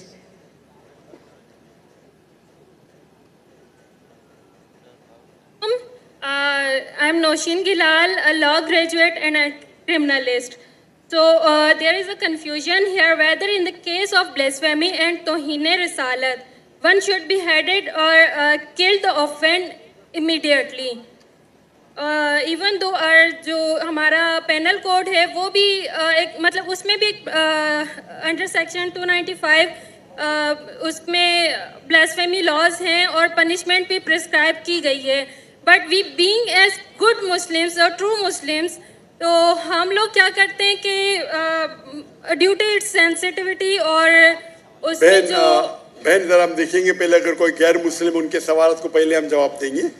آج اس مجلس میں غیر مسلمان ہمارے گیسٹ آف آنرز ہیں. Mic number 3. اگر کوئی غیر مسلم ہے, اگر کوئی سوال پوچھنا چاہتا ہے, بھلے اسلام کے خلاف ہو, آپ کو کوئی شک ہے, کوئی شبہ ہے, یا آپ کچھ چیز اسلام کے کوئی قانون سے آپ سہمت نہیں ہیں, یہ موقع ہے, آپ پوچھ سکتے. میں جوان ہوں, آئی کین ٹیک اٹ, میری داڑھی تو سفید ہے لیکن ماشاء اللہ میں دل سے جوان ہوں. اگر کوئی بھی سوال ہے آپ کے پاس, عام طور پہ کھلے مجمع میں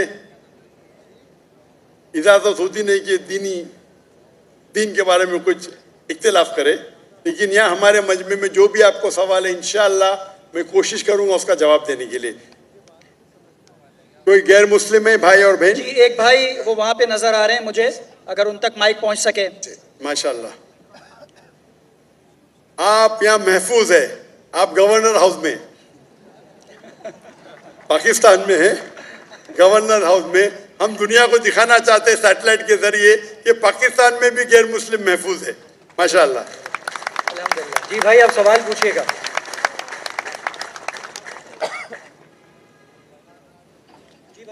جی سوال پوچھیے آپ. آپ کا نام؟ میرا نام جاوید وزیر مسیح ہے. بھائی صاحب غیر مسلم, اور میں مذاہب کا طالب علم ہوں اور آپ کا بہت بڑا فین ہوں. اسی طرح سے میں ڈاکٹر اسرار احمد صاحب کا بھی فین ہوں. بھائی صاحب آپ مسلمان, سب سے بڑھ کر بھائی صاحب آپ مسلمان ہیں کہ غیر مسلم ہیں؟ جی میں کرسچن ہوں. جی ہاں جی ہاں پوچھ سکتے ہیں. میں آخری نبی محمد صلی اللہ علیہ وسلم کا بھی بہت بڑا فین ہوں اور فالوور ہوں. میں ایک دو بات کرنا چاہتا ہوں. اگر ہم سورۃ مائدہ میں پڑھتے ہیں تو اس میں ذکر ہوا ہے کہ جو نصارہ ہے, جو مسیح ہیں, یہ ایمان میں آپ کے بہت قریب ہیں.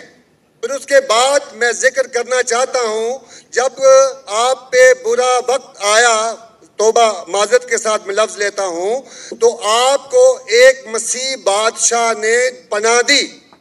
اس کے بعد میں یہ دیکھتا ہوں کہ حضور صلی اللہ علیہ وسلم جب اپنی ذات میں تھے تو ایک بیوہ خاتون تھی جو آپ راستے میں سے گزرتے تھے تو آپ پہ وہ کچرا پھینکتی تھی, لیکن آپ نیچے سے دیکھتے ہوئے مسکرا کے چلے جاتے تھے. اس کا کیا ہوا کہ 2-3 دن کے بعد یہ واقعہ ختم ہو گیا. اس کے بعد آپ نے دیکھا کہ یہ کیوں نہیں ہو رہا. جب آپ نے دیکھا کہ وہ بستر بیماری پہ پڑی ہوئی ہے اور آپ نے جا کر ان کی تیمارداری شروع کر دی اور آپ نے ان کو کھانا دیا. اس کے سوال آ رہا ہوں نا بھائی, انٹرپ کیوں کر رہے ہو. میں یہ بات کرنا چاہ رہا ہوں کہ محمد صلی اللہ علیہ وسلم جو ہیں وہ رحمت العالمین ہیں. وہ جب بیوہ نے دیکھا کہ جنہوں نے مجھے بھڑکایا تھا وہ تو کوئی اب ان کا پرسان حال نہیں ہے, لیکن حضور صلی اللہ علیہ وسلم نبی کون و مکان آخری نبی جو اس سرور کائنات رحمت العالمین ہیں, وہ ان کی تیمارداری کرتے ہیں. وہ آپ کے اس عمل کو دیکھ کر بشرف اسلام ہو گئی. آج میں اپنے ملک میں دیکھتا ہوں کہ مجھے مسیح ہوتے ہوئے یہاں نفرت کی نگاہ سے دیکھا جاتا ہے, جبکہ ان کو رحمت العالمین کہا گیا ہے.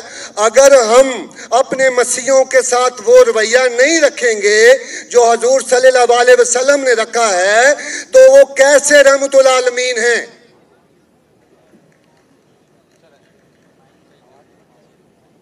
جی بہت شکریہ آپ کے سوال کا.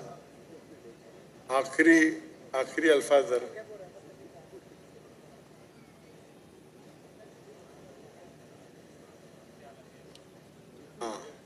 بھائی صاحب کا اچھا سوال ہے. ان کا نام جاوید مسیح ہے اور انہیں مثال دی کہ محمد صلی اللہ علیہ وسلم جب صحابہ نے ہجرت کی تو ابیسینیا کے بادشاہ نے انہیں پناہ دی اور ذکر کیا ایک عورت جو کچرا پھینکتی تھی اور وہ کہہ رہے کہ آج اس ملک میں مسلمان ان کو نفرت کی نظر سے دیکھتے, اپنے الفاظ استعمال کی نفرت کی نگاہ سے دیکھتے ہیں. تو کیوں؟ جب اللہ کے رسول رحمت العالمین ہیں تو مسلمان نفرت کی نگاہ سے کیوں دیکھتے ہیں؟ قرآن میں اللہ سبحانہ تعالیٰ فرماتے ہیں سورہ مائدہ میں سورہ نمبر 5 آیت نمبر 82 میں کہ مسلمان کے سب سے قریب وہ لوگ ہیں جو کہتے ہیں کہ وہ کرسچن ہیں. یہ قرآن کی آیت ہے کہ مسلم سے سب سے قریب وہ لوگ ہیں جو لوگ کہتے ہیں میں نصارہ ہوں, آئی ایم اے کرسچن. یہ قرآن کی آیت ہے. اور قرآن میں 1/3 حصہ 1/3 of the Quran, 1/3 of the Quran is addressed to مخاطب ہے یا اہل کتاب کہو اہل کتاب سے, یہود اور نصارہ سے. تو 1/3 حصہ قرآن مجید کا تقریباً اہل کتاب سے مخاطب ہے. اور آپ کا سوال کہ اللہ کے رسول رحمت العالمین بے شک ہے, قرآن کی آیت ہے سورہ انبیاء سورہ نمبر 21 آیت نمبر 107 وما ارسلناک الا رحمت العالمین, کہ محمد صلی اللہ علیہ وسلم اللہ نے انہیں رحمت العالمین رحمت بنا کے بھیجا ہے سارے عالم کے لیے, سارے انسانیت کے لیے. وہ بے شک ہے, اس پہ کئی کتاب لکھی گئی. اگر آپ کو مسلمان نفرت سے دیکھتے ہیں اس کی وجہ جاننا ضروری ہے. مسلمان تو دوسرے مسلمان کو نفرت سے بھی دیکھتے,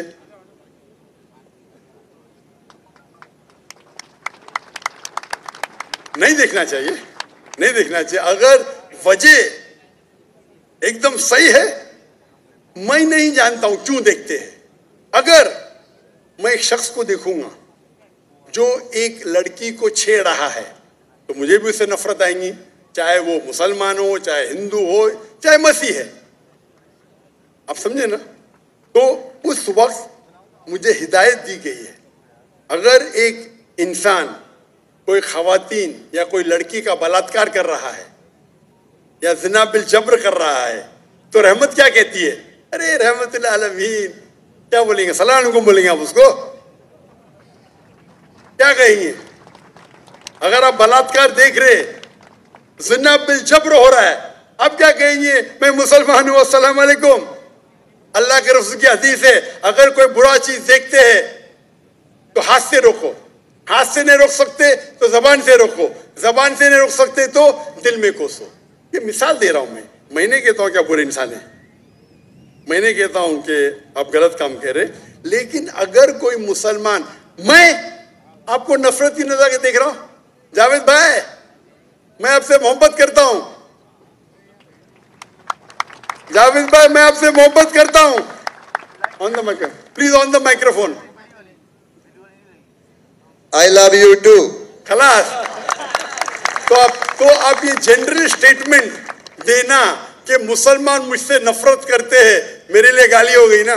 نو سر, معذرت, میرے اکیلے ساتھ نہیں, میرے تو بہت اچھے دوست ہیں, بلکہ بہت سے میرے دوست ہیں. ماشاء اللہ. اجتماعی طور پہ کوئی ایک آدمی غلطی کرتا ہے تو ہمارے چرچز کے اوپر چڑھائی ہو جاتی ہے, ہمارے سامنے ہمارے ایمان کی دھجیاں اڑائی جاری ہوتی ہیں اور ہم خاموشی سے ایک گیدڑ کی طرح کھڑے ہو کے دیکھ رہے ہوتے ہیں, کیونکہ ہمیں یہ نہیں سکھایا گیا ہے. میں اجتماعی بات کر رہا ہوں. ابھی پچھلے دنوں یہ پورا جو ہے پورا ہے, اور بھائی صاحب یہ سوال جواب کا سیشن ہے, تقریر کا سیشن نہیں ہے. تقریر کے سیشن کے لیے آپ ایک ہال ہائر کر سکتے ہیں. آپ کا سوال میں اپنے پوچھے میں جواب دیا. اگر کوئی شخص بنا وجہ آپ سے نفرت کرتا ہے تو غلط ہے. اور قرآن کی تو آیت ہے, جتنے بھی غیر مسلمان ہیں سب سے قریب ہے جو نصارہ ہے.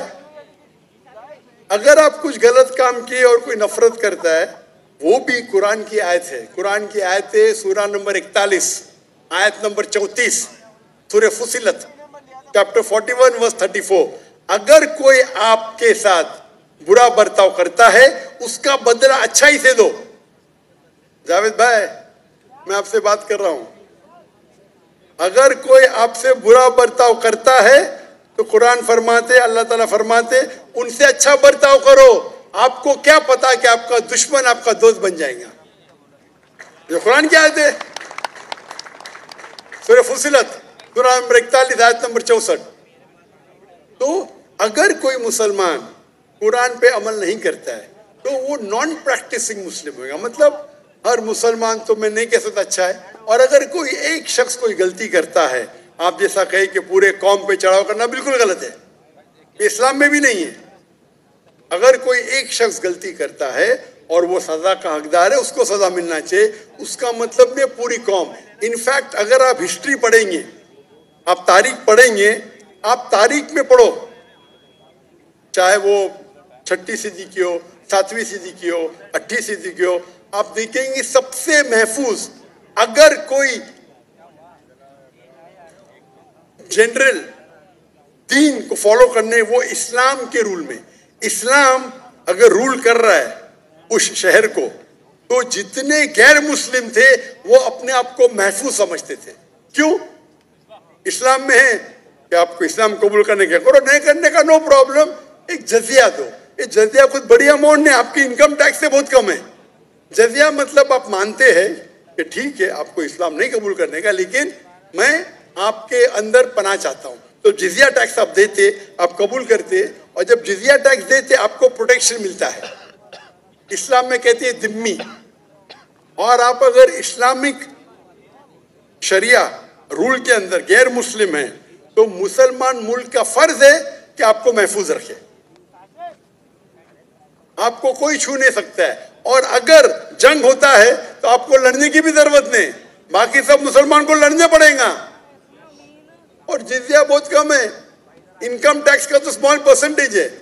اسی لیے اگر آپ ہسٹری پڑھیں گے, جب صلاح الدین ایوبی نے کانسٹینٹی نوپل پہ حملہ کیا, اس وقت جو کرسچنز تھے, عیسائی مذہب میں کئی فرقے تھے, آرتھوڈاکس, پروٹیسٹنٹ, کیتھلکس, خود عیسائی لوگ اپنے باقی عیسائی بھائیوں سے ان کا قتل کرتے تھے. اور جب ان لوگ نے کانکر کیا کانسٹینٹی نوپل کو تو مسلمانوں پہ ظلم کیا. تو جب صلاح الدین ایوبی نے کانکر کیا تو عیسائی لوگ ڈر گئے کہ ابھی تو ہم لوگ کی موت آ گئی. تو انہوں نے کہا میں صلاح الدین ایوبی ہوں, میں مسلمان ہوں, آپ میرے راج میں محفوظ ہیں. اور اتنا ہسٹری پڑھیں گے آپ, کرسچن عیسائی چاہتے تھے کہ صلاح الدین ایوبی رول کرے تاکہ وہ محفوظ ہو. تو اب ہسٹری پڑھیے. آج مسلمان کو دیکھ کے دین کو مت سمجھیے, قرآن کو پڑھیے, حدیث کو پڑھیے. اور اس میں آپ دیکھیں گے کہ قرآن کے اندر کس طریقے سے عزت دی ہے غیر مسلمانوں کو. دعوت دو, قبول کرتے اچھی بات ہے, نہیں قبول کرتی کس پہ زور زبردستی نہیں. اگر کوئی اسلامک ملک میں کوئی بھی چرچ ہے یا ٹیمپل ہے, اسے ڈسٹروائے کرنے کی اجازت نہیں انلیس وہ کوئی فتنہ کر رہا ہے. یہ سب اصول ہے. وہ فتنہ کر رہا ہے تو الگ بات ہے. تو ایک اسلامک ملک میں سب سے زیادہ محفوظ ہے مسلمان. اور میں مثال دیتا ہوں, میری جام میں سے آ رہا ہوں ملیشیا میں ہندو 6% ہے, 6.3%, 6.3% ہے.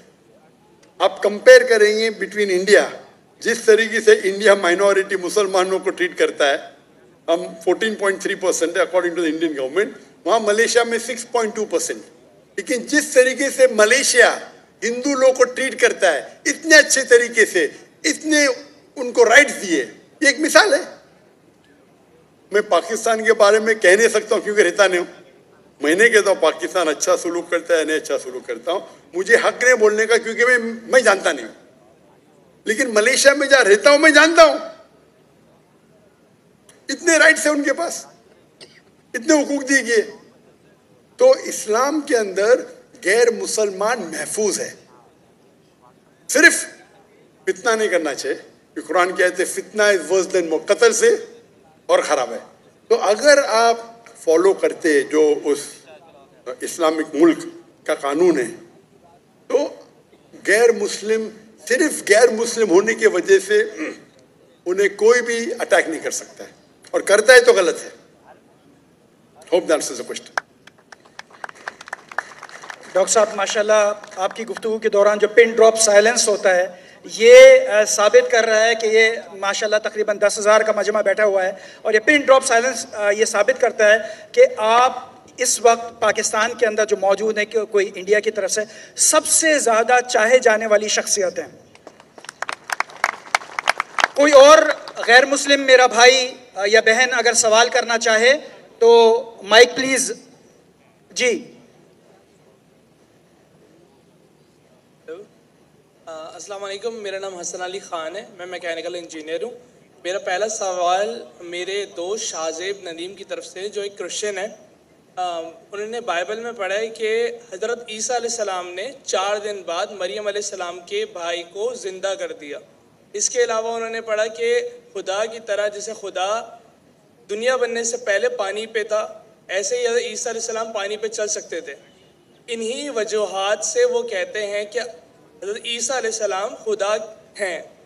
तो क्या वो इन वजूहात की तरफ से खुदा को क्यों नहीं मान सकते, जबकि वो ऐसी चीज़ें उन्होंने पढ़ी हैं? दूसरी बात ये कि मेरे 2 बच्चे हैं और मैंने उन्हें इस्लाम के लिए वफ़ कैसा, छोटा सा एक सवाल। एक वक्त में एक सवाल का जवाब दे दें डॉक्टर साहब प्लीज़। शुक्रिया। मेरे माइक को ऑफ मत कीजिए। जज़ाकल्लाह। भाई साहब ने कहा कि उनके एक ईसाई भाई है और उन्हें सवाल किए कि ईसा अलैहिस्सलाम ने मुर्दे में जान डाली और पानी पे चले, तो ये सब जो मौजिज़ा है वो साबित नहीं करता है कि वो खुदा है। इस सवाल का जवाब देने के पहले मैं ये कहना चाहता हूँ कि इस्लाम एक वाहिद गैर ईसाई मज़हब है जिसके लिए फ़र्ज़ है हर मुसलमान को कि वो माने ईसा अलैहिस्सलाम में। कोई भी मुस्लिम अगर ईसा अलैहिस्सलाम में नहीं मानता है तो वो मुस्लिम नहीं है। हम मानते हैं कि ईसा अलैहिस्सलाम अल्लाह के भेजे हुए एक अजीम पैगंबर थे। हम मानते हैं कि ईसा अलैहिस्सलाम बिना वालिद के पैदा हुए। हम मानते हैं जो कई ईसाई आज नहीं मानते। हम मानते हैं कि ईसा अलैहिस्सलाम ने मुर्दों में जान डाली अल्लाह की मदद से। हम मानते हैं कि ईसा अलैहिस्सलाम ने अंधों को रोशनी दी और जिसको कोढ़ था, लेप्रेसी थी, उनका इलाज किया। अगर हम देखेंगे तो मुसलमान और ईसाई एक साथ में, हमारा जो यकीन है ईसा अलैहिस्सलाम के बारे में एक है, लेकिन एक इख्तिलाफ है जो बड़ा इख्तिलाफ है। अक्सर ईसाई कहते हैं कि ईसा अलैहिस्सलाम खुदा है। अगर हम बाइबल पढ़ेंगे, बाइबल में आप पूरी बाइबल पढ़िए, बाइबल में कहीं नहीं लिखा हुआ है कि ईसा अलैहिस्सलाम खुद कहते हैं कि मैं खुदा हूं या मेरी इबादत करो। अगर कोई भी ईसाई शख्स बाइबल में से कहीं भी मुझे ये साबित कर दे, ये दिखा दे बाइबल में क्या ईसा अलैहिस्सलाम खुद कह रहे हैं कि मैं खुदा हूं या मेरी इबादत करो, मैं जाकिर नाइक आज ईसाईयत कबूल करने को तैयार हूं। میں باقی مسلمانوں کو یہ کہنے کے لیے نہیں کہتا ہوں، کیونکہ میں تقابل ادیان کا طالب ہوں. عام مسلمان نہیں کہہ سکتا یہ، لیکن اگر آپ تقابل ادیان کے ماہر ہے یا اسٹوڈنٹ ہے، آپ نے بائبل پڑھی تو آپ کو پتہ لگے گا کہ بائبل میں لکھا ہوا ہے. Gospel of John chapter number 14 verse number 28، my father is greater than I, میرے والد میرے سے مہان ہیں. Gospel of John chapter number 10 verse number 29. Gospel of John chapter number 10 verse number 29. My father is greater than all. میرے والد میرے ابا سب سے مہان ہیں. Gospel of Matthew chapter number 12 verse number 28. I cast out devil with the spirit of God. میں شیطانوں کو بھگاتا ہوں اللہ کی مدد سے. Gospel of Luke chapter number 11 verse number 20. I with the finger of God cast out devil. میں اللہ کی مدد سے شیطانوں کو بھگاتا ہوں. Gospel of John chapter number 5 verse number 30. Gospel of John chapter number 5 آیت نمبر 30. مجھے عادت ہے انگریزی میں بولنے کی. I can of my own self do nothing. As I hear I judge, and my judgment is just. For I seek not my will, but the will of my Father. عیسیٰ علیہ السلام کہتے ہیں بائبل میں میرے اپنے آپ سے کچھ نہیں کر سکتا ہوں. I of my own can do nothing. As I hear, I judge. جیسے میں سنتا ہوں میں ججمنٹ دیتا ہوں.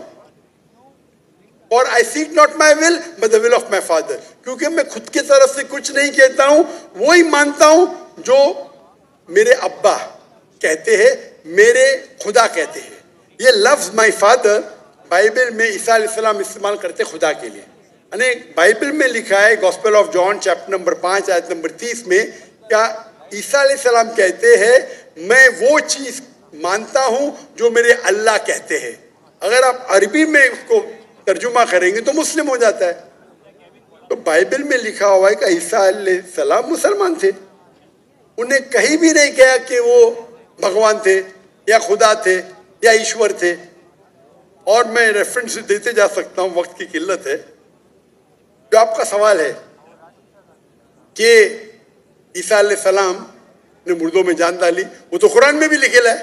عیسیٰ علیہ السلام نے مردوں میں جان ڈالی باذن اللہ، with the name of اللہ. لیکن معجزہ کبھی بھی ٹیسٹ نہیں ہے جاننے کے لیے وہ خدا ہے کہ نہیں. اسلام میں معجزہ دیا گیا تھا پیغمبروں کو، اور کئی پیغمبروں کے پاس معجزہ تھے. اور بائبل میں بھی لکھا ہے. بائبل میں اگر آپ پڑھیں گے، بائبل میں پڑھیں گے گاسپل آف میتھیو چیپٹر 24 کہ بہت سے عیسیٰ علیہ السلام آئیں گے، ڈھونگی عیسیٰ علیہ السلام آئیں گے جو آپ کو بیوقوف بنائیں گے، اور will also deceive the elect. یعنی جو الیکٹڈ لوگ ہیں، جو 12 اپوسل تھے، ان کو بھی بیوقوف بنائیں گے. یعنی معجزہ according to the Bible is not the test. آپ سمجھ رہے؟ معجزہ کرنا کوئی ٹیسٹ نہیں کہ آپ خدا بن جاتے. جتنے بھی معجزے ہوئے اللہ نے کیے، بھلے کہ عیسیٰ علیہ السلام کے ذریعے یا موسیٰ علیہ السلام کے ذریعے، لیکن جتنے بھی معجزے ہوئے وہ اللہ تعالیٰ خود کرتے ہیں اپنے نبی اپنے رسول کے ذریعے. تو ایون بائبل میں لکھا ہوا ہے کہ معجزہ کرنے سے کوئی بھگوان نہیں بن جاتا، ایشور نہیں بن جاتا، خدا نہیں بن جاتے. اکثر رسول، ایون آپ پڑھیں گے بائبل میں موسیٰ علیہ السلام نے لکڑی پھینکی وہ سانپ بن گیا، تو ہے خدا ہو گئے ہو. موسیٰ علیہ السلام نے لکڑی سے پھینکا. جب عیسیٰ علیہ السلام نے مردوں میں جان ڈالی، ایک انسان کو جان دی. موسیٰ علیہ السلام نے صرف جاننے ڈالی. اینیمل کنگڈم، ایک پلانٹ کنگڈم سے اینیمل کنگڈم میں تبدیلی کی. ایک لکڑی کو پھینکا جو پلانٹ کنگڈم ہے، اس میں جان ڈال کے اینیمل کنگڈم سنیک میں تبدیل کیا. تو کون سا بڑا معجزہ ہے؟ کون سا بڑا معجزہ ہے؟ انسان میں جان ڈالنا یا لکڑی کو سانپ بنانا؟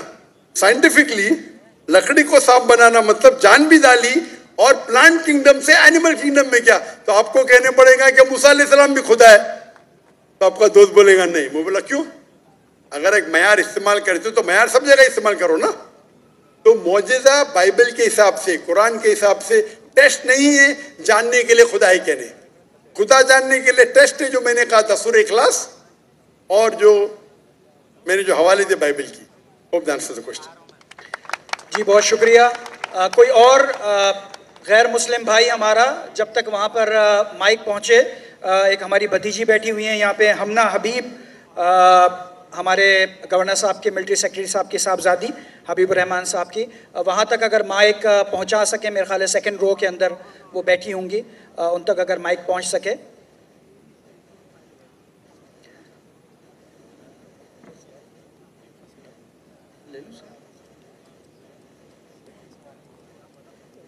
جب تک یہاں پہ مائک پہنچ رہا ہے تو ہم اس بھائی سے گزارش کریں گے جو ہمارا ایک نان مسلم برادر یہاں پہ موجود ہیں، وہ سوال پوچھنا چاہتے ہیں. جی بھائی آپ معلوم کیجیے، اپنا پہلے نام بتائیے، اپنا پروفیشن بتائیے اور پھر بتائیے آپ کا سوال کیا ہے. مائک کھول دیجیے گا. میری طرف سے اسلام اور سب بہن بھائیوں کو السلام علیکم، اور خاص طور پر ذاکر صاحب کو اور جتنے بھی یہاں مہمان بیٹھے ہیں سب کو میری طرف سے السلام علیکم. میرا نام اخلاق مسیح ہے اور میں تمام مذاہب کا طالب علم ہوں. جیسے کہ ذاکر نائک صاحب ہیں طالب علم، میں قرآن بھی پڑھتا ہوں اور بائبل اسٹڈی بھی کرتا ہوں. اور ہماری ایک تنظیم ہے یہوہ وٹنس کے نام سے. وہ تنظیم جو ہے خدائے واحد پر ایمان رکھتی ہے اور خدائے واحد کی تعلیم دیتی ہے. جیسے کہ مسیح السلام نے یوحنا کی انجیل 3 کی 17 آیت میں بتایا ہے کہ ہمیشہ کی زندگی یہ ہے کہ وہ تجھ خدائے واحد اور بارحق جسے میں نے اس کو پہچانے، خدائے واحد کو پہچانے.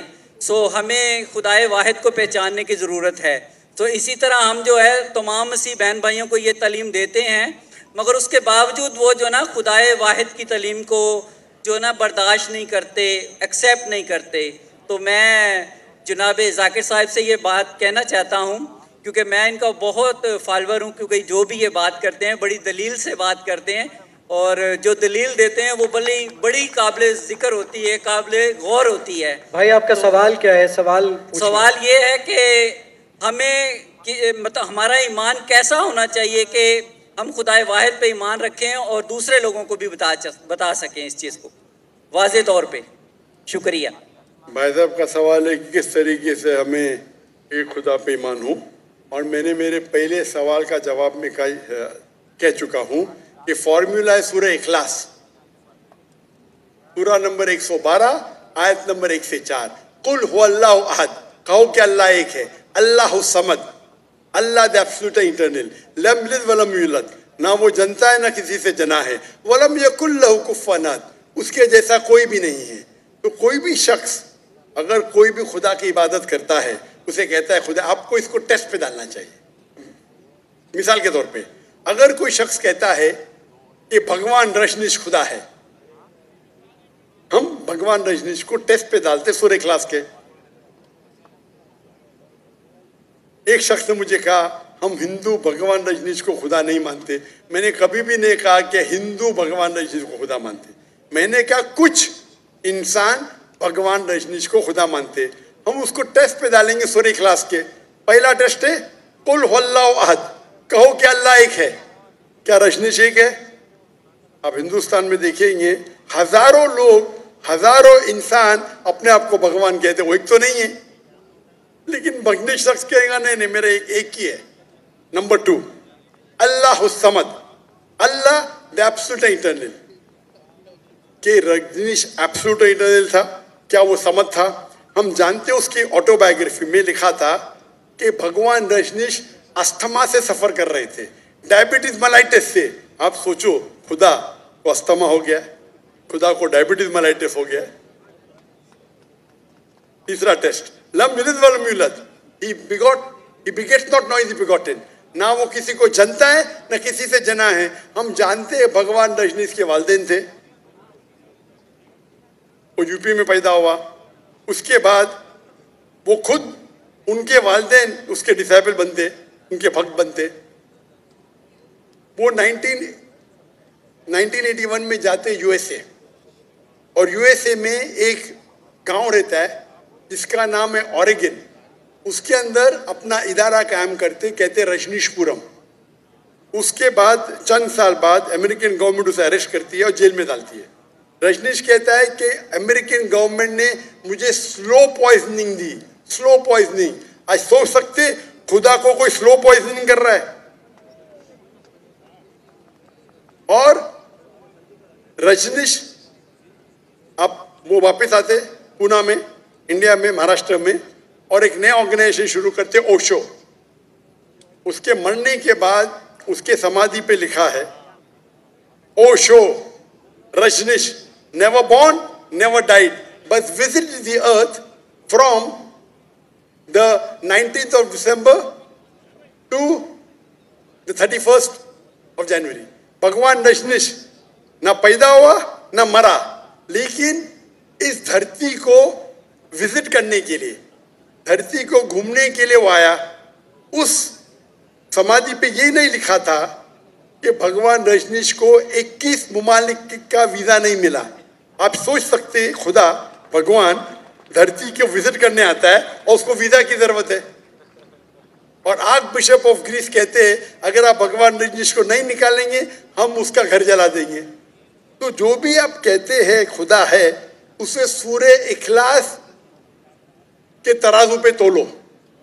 اگر وہ پاس ہوتا ہے ہمیں کوئی گلا شکوہ نہیں کہ وہ خدا ہے, لیکن اگر پاس نہیں ہوتا ہے تو وہ غلط خدا ہے. تو سورہ اخلاص is the touchstone. It is the litmus test for knowing, جاننے کے لیے وہ اصلی خدا ہے کہ نہیں. Hope that answers the question.